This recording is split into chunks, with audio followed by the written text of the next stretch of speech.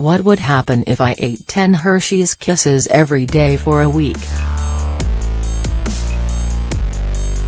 Cavities.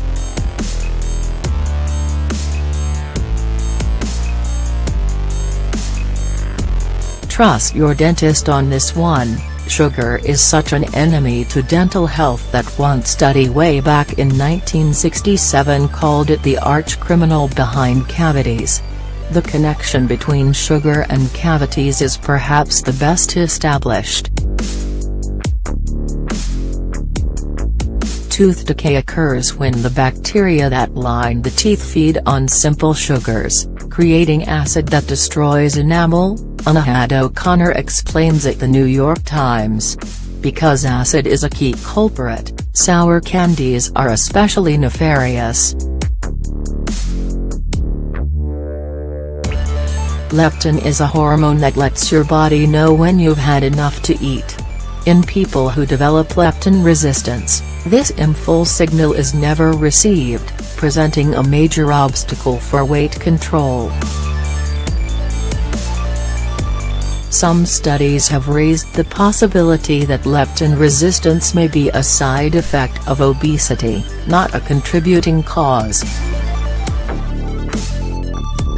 But research in rats suggests that overconsumption of fructose can directly lead to higher than normal levels of leptin, which can reduce your body's sensitivity to the hormone. Removing fructose from the rat's diets generally reverse those effects. Other than adopting a completely sedentary lifestyle, there are few routes to packing on the pounds that work as swiftly and assuredly as making large amounts of added sugars a staple of your daily diet. Sugary foods are full of calories but will do little to satiate your hunger. A 2013 review of 68 different studies found consistent evidence that increasing or decreasing intake of dietary sugars from current levels of intake is associated with corresponding changes in body weight in adults. Want to lose weight? Cutting your sugar intake is a good place to start.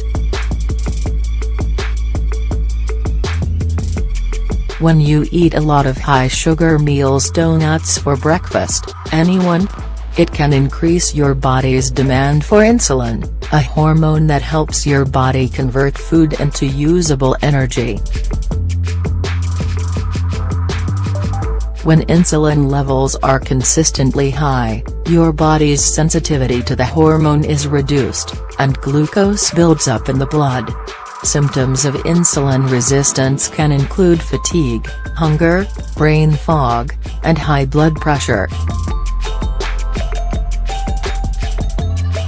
It's also associated with extra weight around the middle. Still, most people don't realize they are insulin resistant until it develops into full-blown diabetes, a much more serious diagnosis. Diabetes. Between 1988 and 2008, the prevalence of diabetes in the U.S. Diabetes now affects about 25 million people in the U.S. That's 8.3% of the population. One study that followed 51,603 women between 1991 and 1999 found an increased risk of diabetes among those who consumed more sugar-sweetened beverages, that's soda, sweetened iced tea, energy drinks, etc.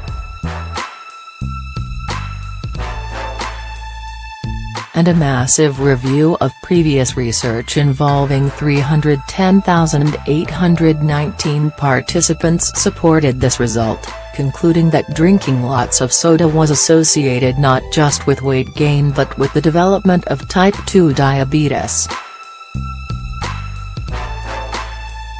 Portion control may be especially crucial when it comes to sugar. Duration and degree of sugar exposure correlated significantly with diabetes prevalence. while declines in sugar exposure correlated with significant subsequent declines in diabetes rates even after controlling for other socioeconomic and dietary factors, concluded a 2013 study of eating habits and diabetes prevalence in 175 countries. Obesity. Obesity is one of the most cited risks of excess sugar consumption. Just 1 can of soda each day could lead to 15 pounds of weight gain in a single year, and each can of soda increases the odds of becoming obese, a JAMA study noted. Sugar may well raise the risk of obesity directly, but the association could be mediated by diabetes, metabolic syndrome, or other diet and exercise habits associated with high-sugar diets. And it's possible that soda is uniquely pernicious, above and beyond other sugary foods. The complexity of our food supply and of dietary intake behavior, and how diet relates to other behaviors, makes the acquisition of clear and consistent scientific data on the topic of specific dietary factors and obesity risk especially elusive, concluded one 2006 review. Still, a more recent review cautioned, we should avoid the trap of waiting for absolute proof before allowing public health action to be taken. Because of the unique way we metabolize fructose, it creates a stress response in the liver that can exacerbate inflammation. High doses of sugar can make the liver go into overdrive. That's one reason excess fructose is a key player in the development of non-alcoholic fatty liver disease, where fat accumulates in the liver in the absence of alcohol abuse. People with this diagnosis have been found to have almost double the soda intake of the average person. Most don't experience any complications and don't realize they have it. But in some people, the accumulated fat can lead to scarring in the liver and eventually progress to liver failure.